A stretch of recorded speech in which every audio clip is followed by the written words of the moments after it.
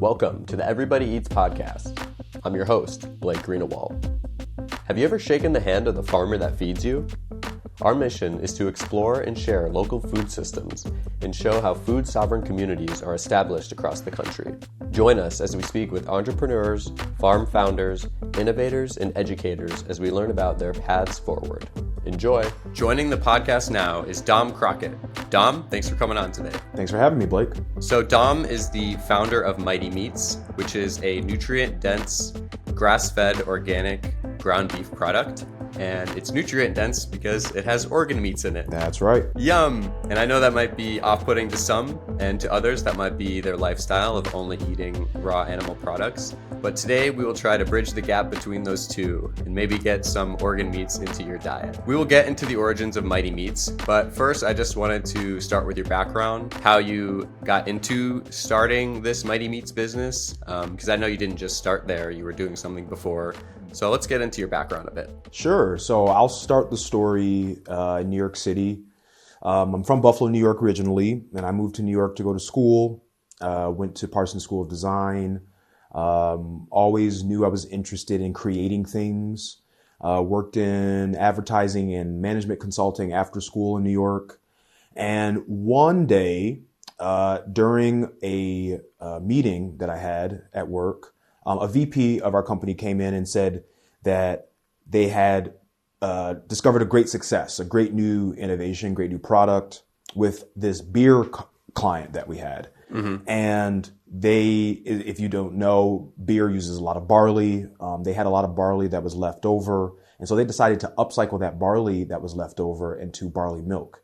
And on, nights and weekends, I considered myself an amateur athlete, always doing stuff at the gym, going to yoga, CrossFit, learning about nutrition, going to farmers markets, finding the best food. So a light bulb kind of went off in my head where I knew about the powers of organ meats, how the liver, the heart, the kidney were these parts of the animal that were super nutritious, but weren't really getting the love they deserved because they kind of had a branding problem. Yeah. And they had a marketing problem and a packaging problem.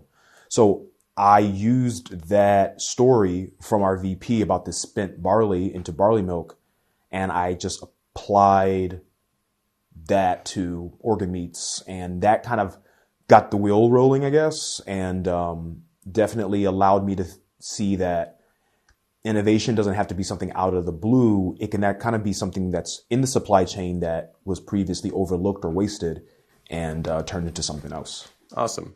And then did you have any sort of agriculture or farming experience that ties into the equation at all? Up until that point, no. I had been a staunch advocate and patron at the farmers markets in New York City. When I moved away from home and the responsibility was on myself to get my food, I just decided to shop at local farmers markets. One, because it was accessible in Manhattan, and two, they were frequent. And three, it was just so clear to me, especially after tasting the quality of the food from these farmers markets versus the quality of food from literally any other store. Yeah. It was easy for me to do it. And farmers markets are way more fun. They're outside. You get to see new things that aren't at the grocery store yet, and you get to actually meet the people who are behind food.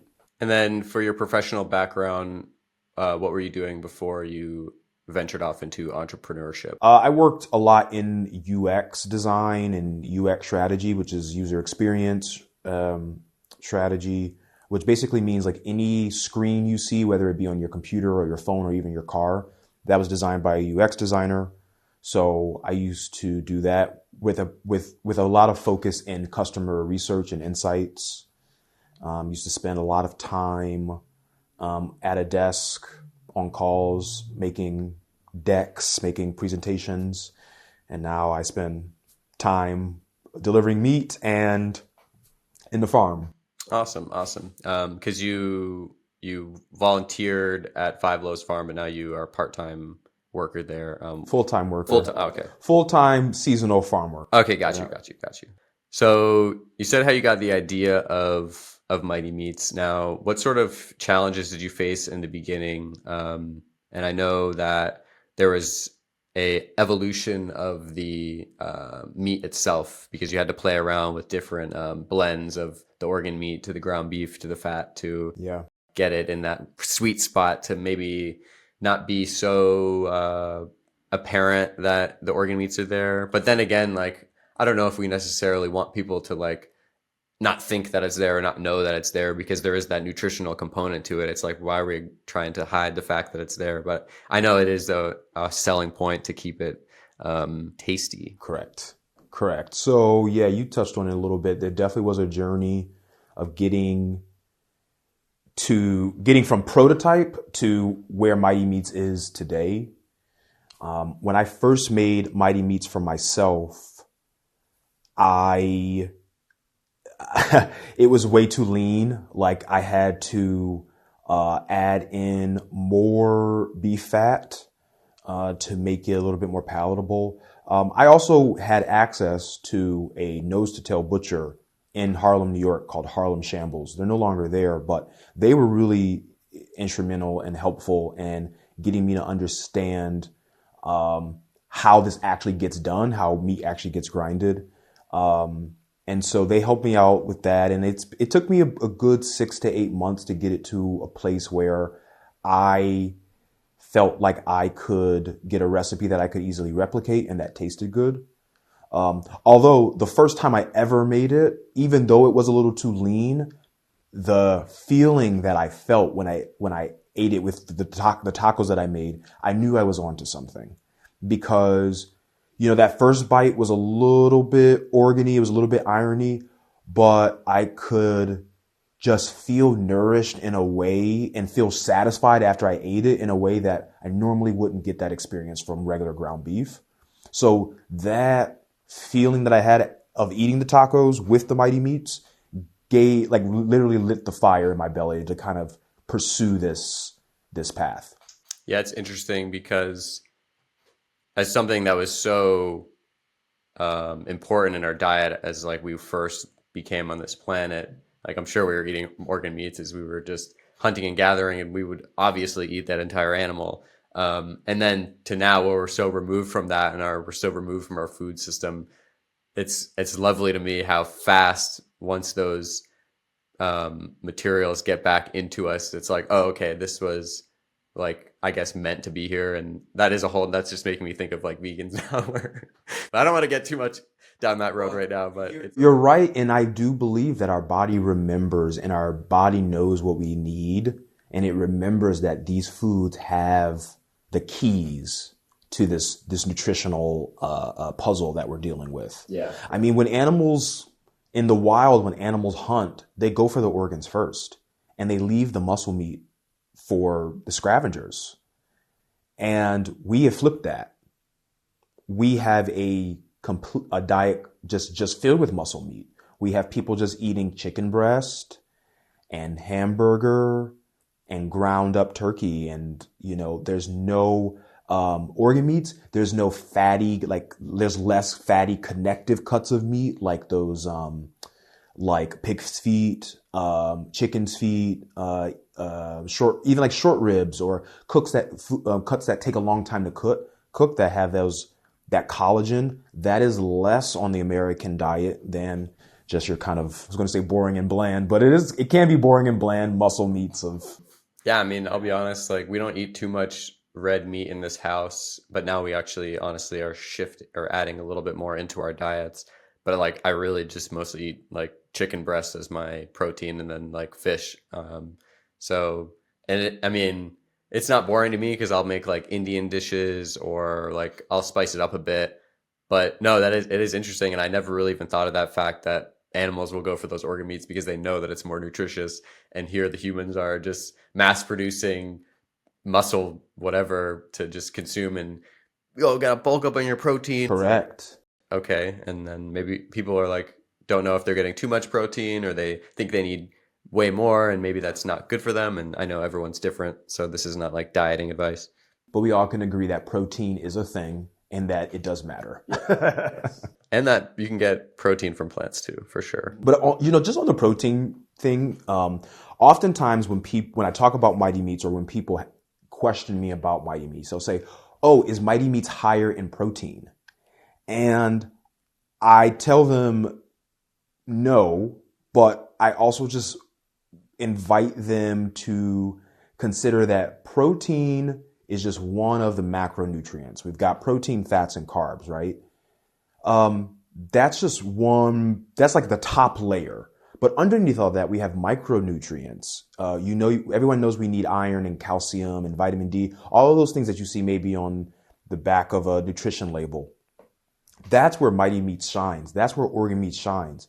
It's getting us the vitamin A, the zinc, the copper, the folate, the choline, all of these micronutrients that basically compose our nervous system. They compose how our brain works.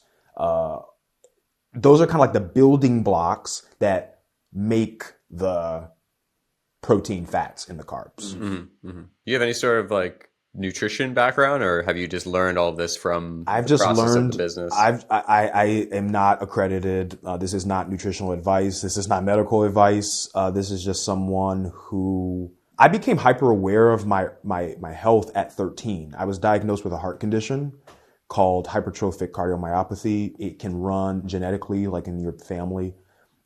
It is under control now. I have it controlled through diet and exercise. But at 13, I instantly became aware of my own like mortality and my health in a very acute way. And so how my brain, I guess, copes with trauma is like, I want to figure out all the information around it, which actually led me when I was 13 to 14 years old, that actually led me to experimenting with vegetarianism, and cutting meat out of my diet. And for the first year, I felt great because I did get rid of all these muscle meats, these factory farm muscle meats. Yeah. I over-indexed on the carbohydrates, but that's another story. But what I want to tell people is that Mighty Meats is a part of your arsenal for taking care of yourself and fueling yourself properly. There are times where a vegan diet may be helpful for you for in a cleansing season of your life. Yeah. I just don't want people to be dogmatic about whether it be vegan or carnivore. I just want people to listen to their bodies and buy local food and don't waste it. That's what I'm up here That's a good motto. Selling. That's a good. I'll buy it. Okay. I did buy some of your meat. Honestly, last night I was like, is it too late to put in an order? I kind of want it. It's never too late. One thing I was kind of curious about was just like adoption of it. And I know like your first customer was like from Kansas or something, but then you learn that was just not a really efficient business model to be shipping out so far away, and then the shippers are taking all your profits. That's correct. Yeah. So how do you kind of foster the adoption, or like how do you build this clientele for your product? Yeah, I do. Yeah, I want to touch on the shipping too, because not only did it not make business sense, but energetically it doesn't make sense either. This is a local, sustainable ground beef company. I am not going to be shipping it across the country. In the future, I will partner with other farms across the country to create Mighty Meats and to distribute it locally, like I'm doing in Buffalo. But I don't want to ship this product. That's when I was younger in my entrepreneurial journey and a little bit more impressionable and trying to be ButcherBox and trying to be like these huge companies that have scaled. That spell has been kind of broken. I'm really enjoying being in my own lane and moving at my own pace and serving Western New York and serving the people that are actually as stoked about this product as I am. Yeah, it's a good kind of business philosophy to establish early and maintain integrity through. Because that's why I'm doing this podcast, is I just want to shine light on the local businesses that are making local good food, not, I don't know. I feel like anything local is probably good unless it's just like poison. I don't know. So you sell at Farm Shop Buffalo, correct? That's right. So where is that? And then, oh yeah, you're not shipping, but you hand delivered to work actually for me. Yep. What's like sort of your range then, I guess, in the area that for you to serve? That's a good question. So right now we're sold at Farm Shop. Where is that? That's on Lexington and Ashland. It's got a big blue cow outside. You can't miss it. and Kelsey is going to probably be playing jazz. It's an amazing place that is just the most hyper-local, niche, highest quality food that you really can find in the Western New York area, from pastured pork to cold-pressed juices, from immersion juice. You've got sourdough breads, honeys, olive oils. It's great. Mighty Meats will be in a couple other locations, and I'll be happy to share that as soon as it's public knowledge. But just know that I am working to make it easier for everyone to get Mighty Meats, and I'm working hard, even harder, to make Mighty Meats accessible to people across socioeconomic lines. This medicine is for everyone. I want anyone to be able to afford this. So I'm really pumped about the future partnerships that are in the pipeline, where folks who are getting maybe EBT or government assistance can also get some of this medicine too. Yeah, it's a huge factor of this access, the fact that really good quality, healthy food is out of reach for so many people. Yeah, literally, like financially and physically. Yeah, and sadly, I honestly think part of that was like on purpose. And that's like I don't like having that mindset, but like, I don't know, it's pretty obvious when you have a food desert. Yeah, so no, I'm happy you're trying to address that. Would that be with like a sliding scale, or simply the fact that if we can figure out the economics and drive more business to the product, then doesn't the price go down? I don't know. I'm not an economist. Right now, it looks like just getting it in places that accept EBT and government assistance programs to be able to purchase their foods. Okay. Yeah. So this is kind of a bigger question. What are some of your top environmental, community, and societal impacts of the local meat sourcing?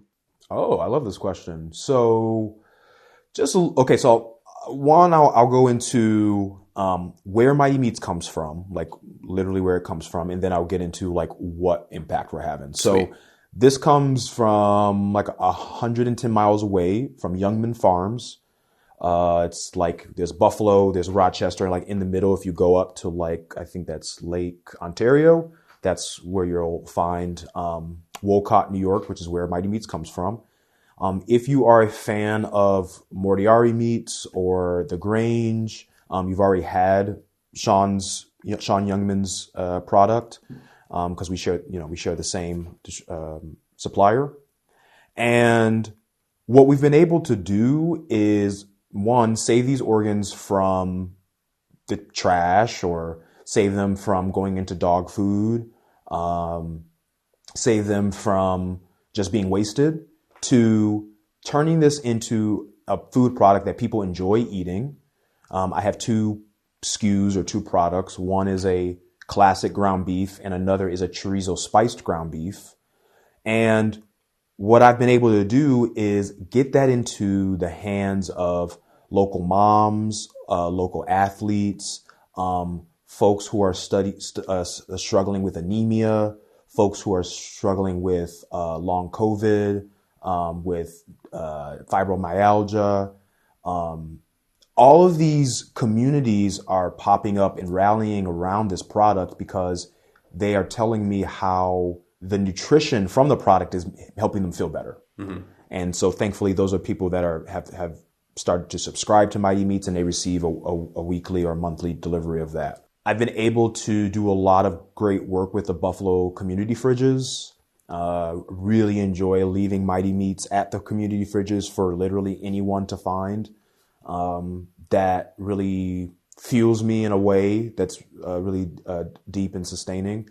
And then like just environmentally, this is the most nutritional, like I want people to understand, like the liver and the heart and the kidney and the brain and the lungs, like the intestines, like all these things are the most nutritionally dense parts of the animal. And so not only are we saving water and we're saving all the resources it took to rear that animal, but we're getting this nutrition into humans that have never had it before.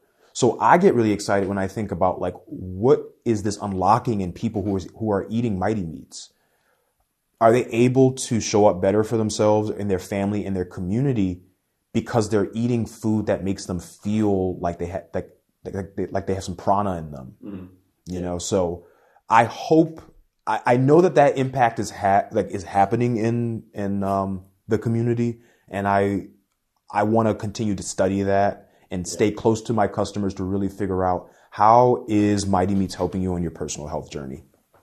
Oh, this product or this meat like just gave me so much more energy, and like it's startling how the difference that I feel. Some story like that or whatever you're experiencing or hearing, I think that would be important to like get that on a website, or I think I saw you had like written reviews there, so you might already have that. I just like seeing like a visual aspect, but that's just me. Mm-hmm. I mean, thankfully, my customers have just been outstanding. Like, they will write all the things that you mentioned on a story with the picture of the thing that they made. And yeah. I am always so thankful and humbled and amazed when people are proud to be sharing Mighty Meats and are proud to be telling their community about the medicine that they're getting. So, yeah, that's really great. To wrap up with Mighty Meats, was there any sort of takeaway you want the listeners to have, or do you think we kind of covered it all? My goal is to replace your ground beef budget. My goal is to replace your sausage budget. All the ground meats that you're currently buying, my goal is to replace that, right? Because my belief is getting this extra nutrition to you and your family is going to be beneficial for our community and our environment. And I just invite people to follow along and follow my journey. You know, don't take my word for it. Like, as you mentioned, look at the other people who are using Mighty Meats right now and see if you find some resonance in their stories, and hit me up. Let's talk.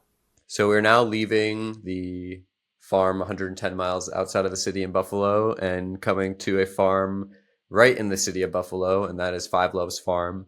So I'm actually really curious about this farm in general because I've heard about it. I think I've driven by it a few times, but I don't know anything about it. So yeah, if you want to just give me like the rundown of it, and then you can tell me what you do there. And then yeah, we'll just kind of have a conversation about urban farming. Cool. So Five Loaves Farm is an urban farm in Buffalo, New York's West Side. It's on Niagara and West Delavan Street. And we have four plots that we're growing vegetables. There's also a woman that grows some flowers there. It's just vegetables and there's no livestock. I have been volunteering at Five Loaves for about a year, and I've been officially working there as a seasonal full-time farmer for the last 2 weeks.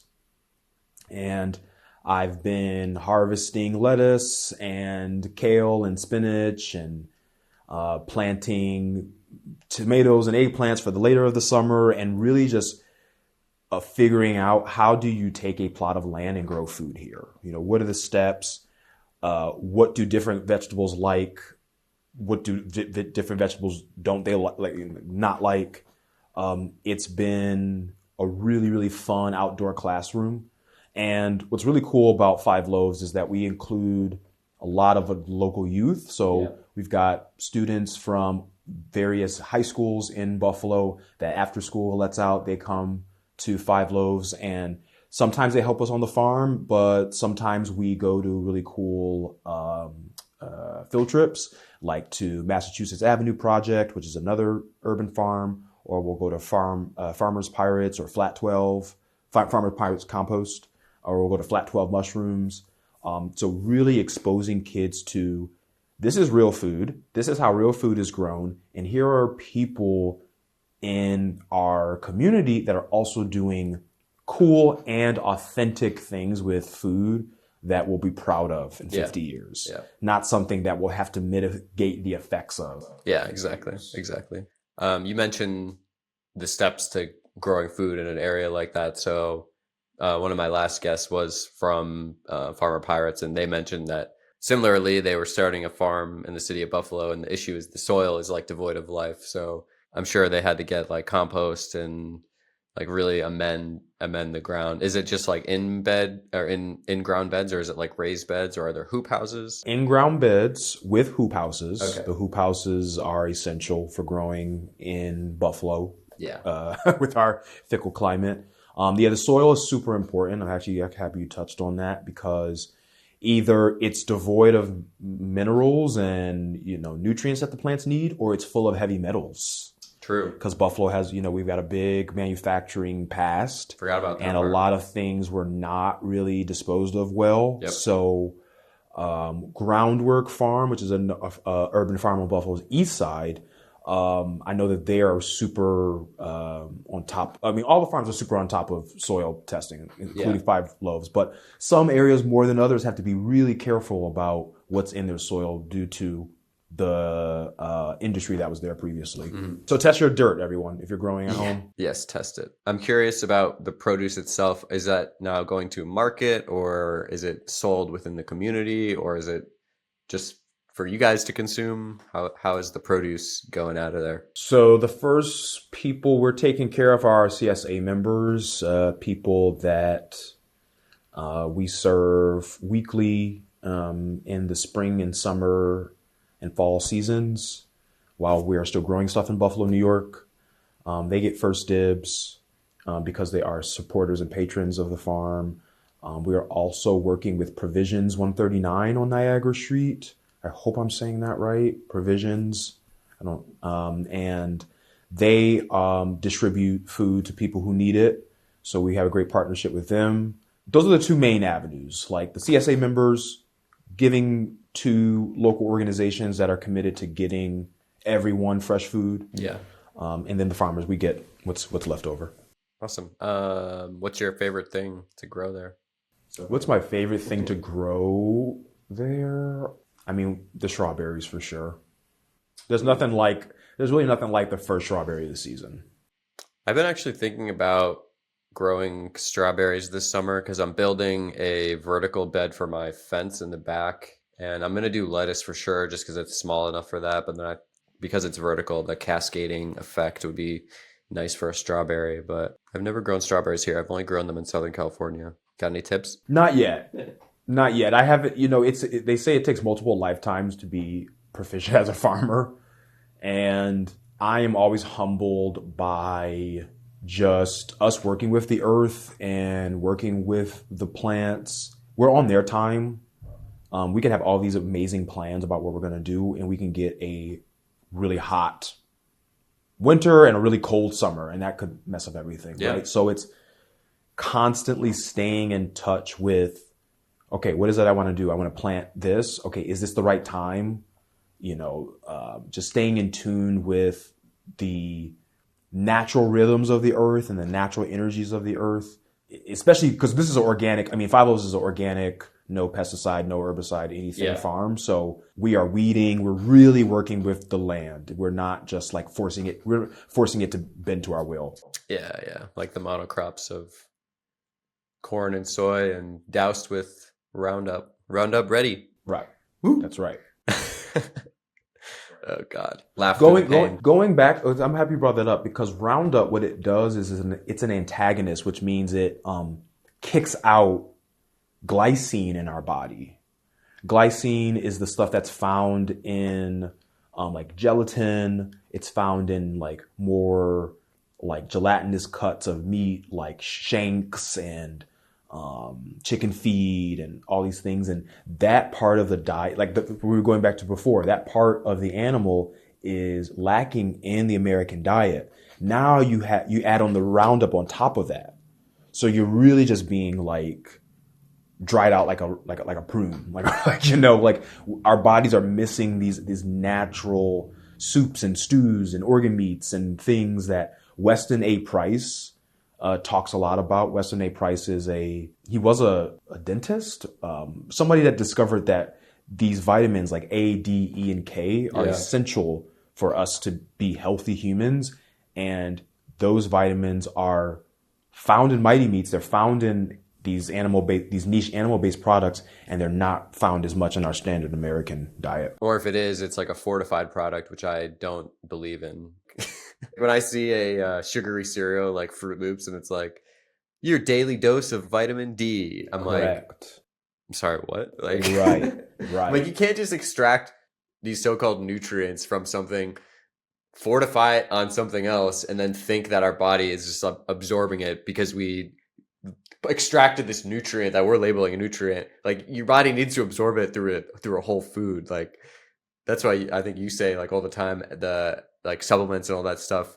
Oh yeah, we didn't even talk about that. Supplements, they're not regulated at all by the FDA, but it's like whole foods are, and like the whole foods have those nutrients that you're getting in the supplement. So why don't you just eat the whole food to begin with? That's correct. And I know maybe it's cheaper to get the supplement, but it's also this convenience factor that we've like bought into as a society. Well, I'm happy you brought that up because it's in the Mighty Meats case, it is not cheaper to get the supplement. Yeah, you can go right now. I mean, there are other YouTubers and there are other people that want you to buy their beef liver pills and their beef heart pills and their beef kidney pills. You could do that, or you could just eat some Mighty Meats. We're straying off urban farming a bit. No, that's fine. I will say, like, urban farming, like you were talking about food forests, and like I'm thinking about what a food forest could look like on this street, like that you live, like in a world where we don't have just these patches of grass that we keep dumping water on. What does a world look like where this house grows the tomatoes, this house grows the cucumbers, the green beans would be the green bean house. What does that look like? And is it really that far-fetched? No, because they do it in Europe.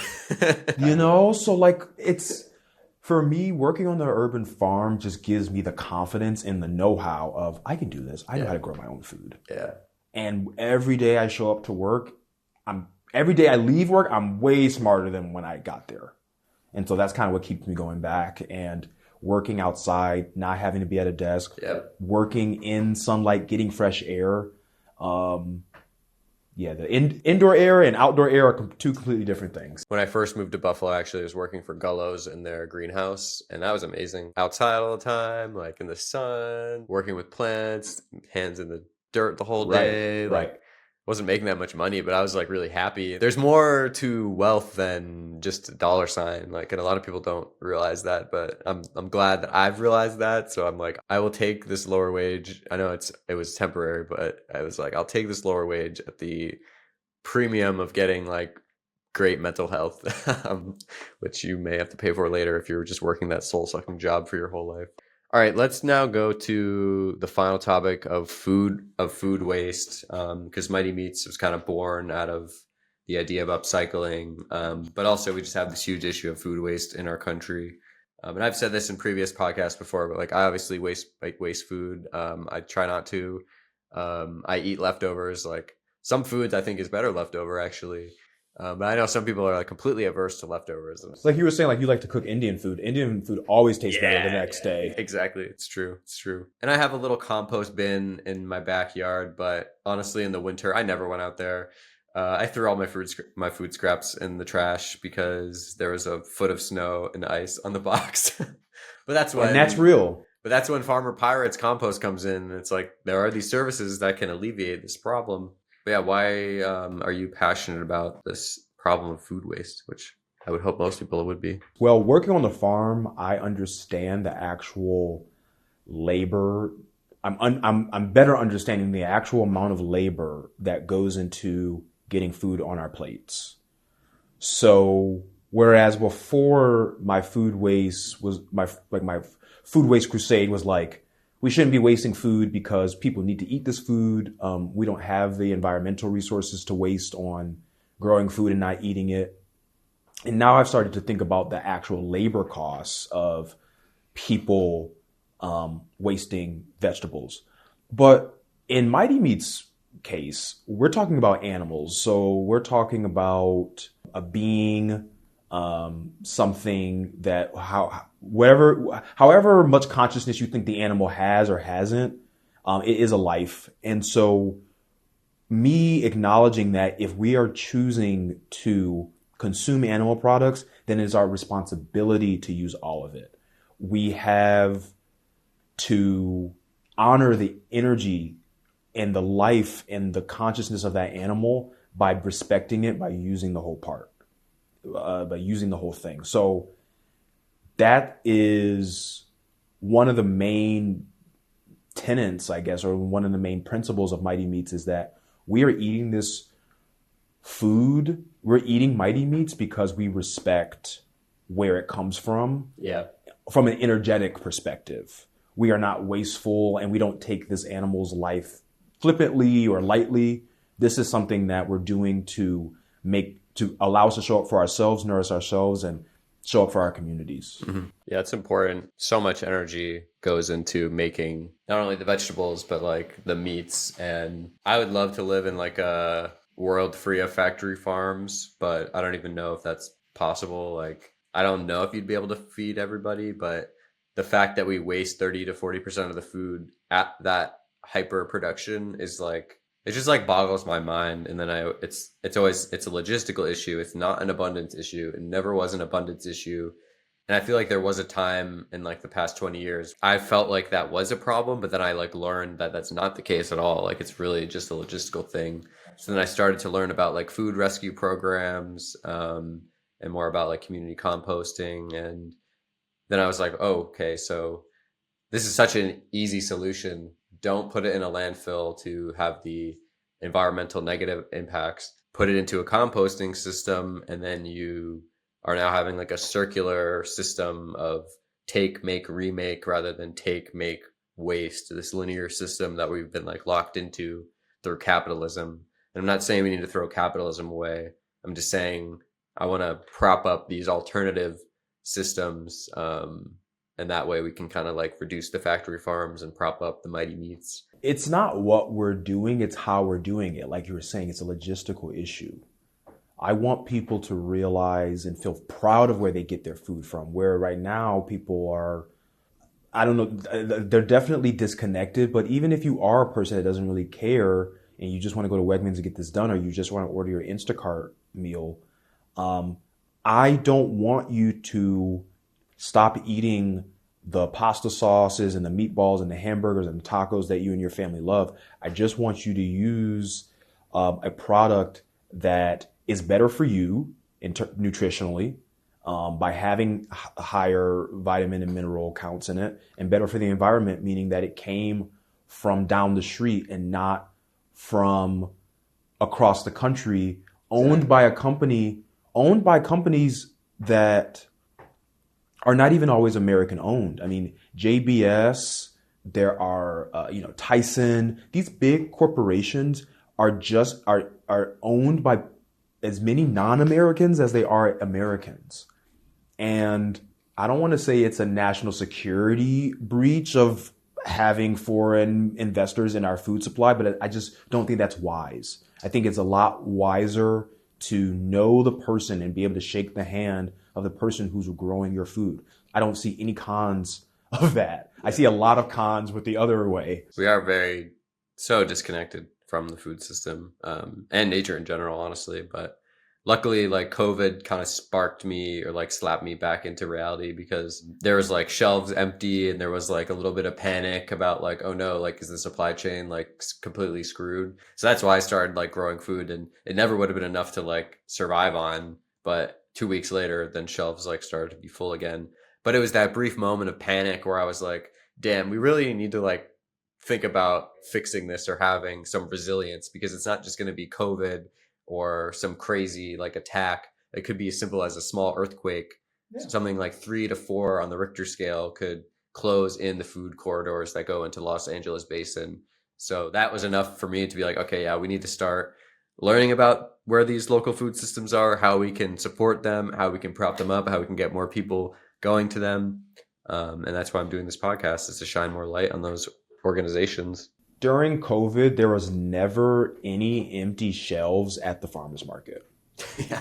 I am not worried about, everyone's obsessed with eggs now. Like, first of all, I've always been paying $8, $9, $10 for eggs. I don't know if that's like, it's not a flex. It's just like, those are the kind of quality eggs that I eat. That's what I want. Egg. But also, like, when you know you're a farmer and you go to the farmer's market, you're not worried about supply chain issues, because that farmer is going to take care of you because you are a CSA member or you are a great customer and you've taken care of them. It's a true symbiotic relationship. It's not this parasitic relationship where we give all of our money to these big grocery stores, and they do stuff nice stuff for us sometimes. They sponsor things and we love that. But it's like, where is the local, why aren't our local grocery stores using these local farms? And a lot of it is also on the consumer too. We want avocados year round, even though we're in Buffalo, New York. Yep. We also want tomatoes year round. We want watermelon whenever. We don't want to eat seasonally. We don't want to be inconvenienced at all. I don't understand, people come to the farmer's market and they wonder, it's July. Why don't you have strawberries? Or why don't you have squash? There is a little bit more of an education we need to do around what's in season. Yep. What am I supposed to be eating right now? Because talking about the energy too, like, I guarantee you, if you stop shopping at these big box stores and you start coming to Farm Shop, you start coming to Five Loaves Farm, you start coming to the Elmwood Bidwell Farmers Market, and you start eating that food, you're outside in the fresh air, you're running into your neighbors. That's a way, just like, feel the two frequencies in your mind. Think about how your life would be, how your dinners are going to look by going to the farmer's market and local sources. And think about how you've always felt about dinner as you've been going to these big box stores for the last 5, 10, 15 years. Yeah, that's a good point. It's way more fun at the farmer's market. I don't have too many conversations with people in the grocery store, but pretty much every time I'm at a farmer's market. Why? Why? Because no one wants to be there. Yeah, that's true. Everyone is like, how can I get in and out of here as fast as possible? And that's why, Instacart, I feel like, is really, they know that pain point, and that's there. And now we're using technology to further disconnect ourselves. Yikes. Can you tell I like the farmer's market?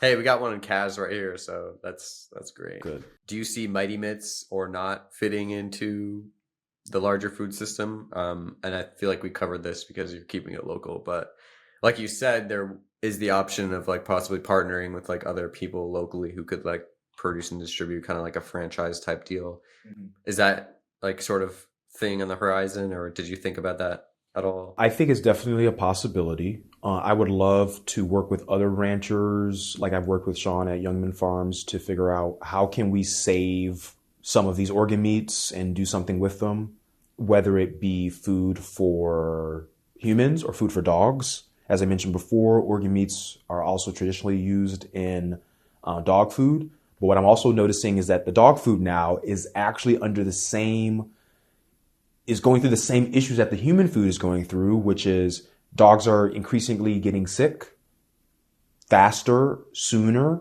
and it may be because of the GMO grains that are in their diet. We also know that dogs don't eat corn, wheat, and soy, but we've decided to put that in their diets.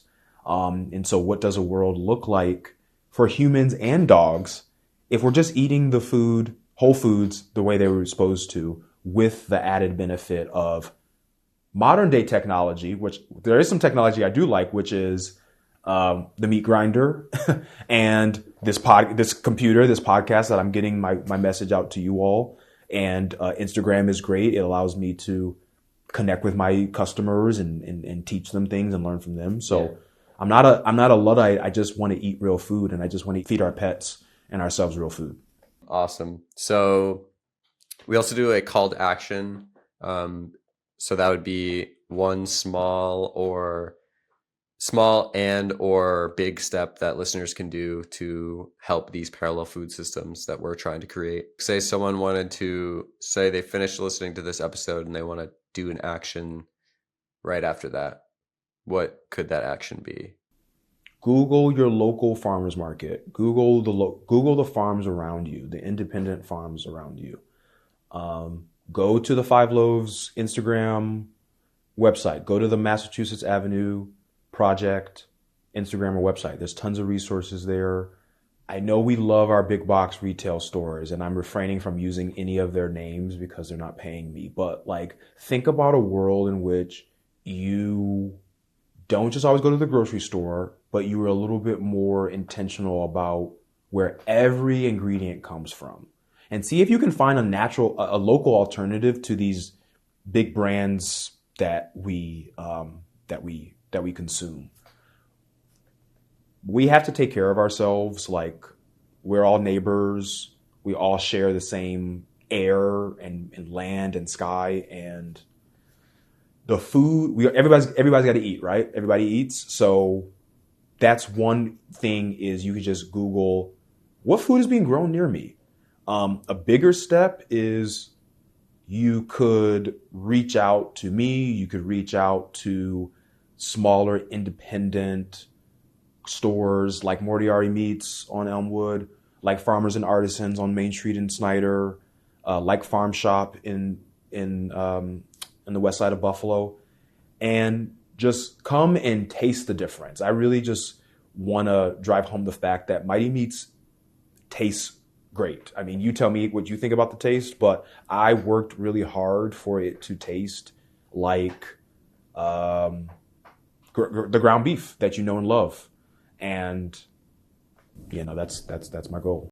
Yeah, I mean, when I had it, it really didn't taste any different from the other ground beef that I buy. And the added bonus was I didn't have to put in like the taco seasoning packet.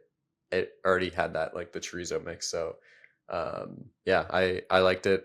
Now I would say, and we kind of cover this, like to me, maybe it's like a little bit high on like my price range, but then again, I don't really go and like buy too much ground beef, so I'm not really sure. But then I went and looked at like a pound of grass-fed like beef at the store, and it was like not too far off from what you're charging, and it didn't have organ meats in it. So I just think I need to recalibrate my thinking on that sort of food product. But no, I'm definitely going to order more because we are buying more red meat these days. You mentioned something before. It's like, well, what are people?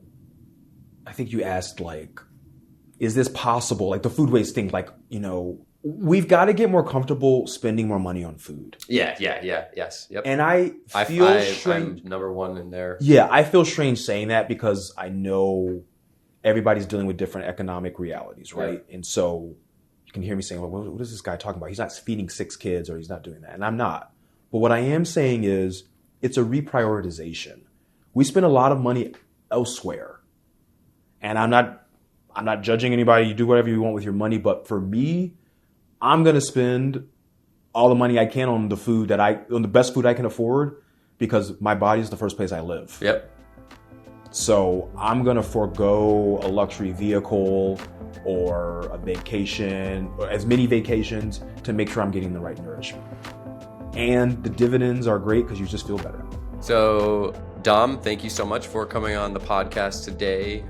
This was a great conversation. So tell the listeners how they can learn more about Mighty Meats. Well, thank you again, Blake, for having me. It's been really fun. If you can't tell, I love talking about this stuff. So really appreciate you inviting me on your platform and sharing me with your community. I'm on Instagram at Eat Mighty Meats.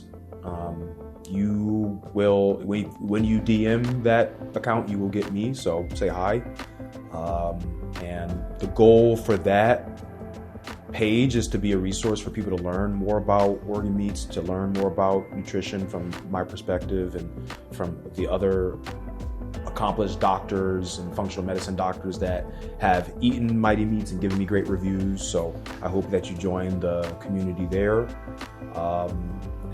Yeah, that's the best way you can get in touch with me. Is there a website, or is it mostly just Instagram right now? Yep. All right, and I will include those links in the description. Thanks for watching. If you enjoyed this episode, please like and subscribe, and please share it with someone that you think will enjoy it too.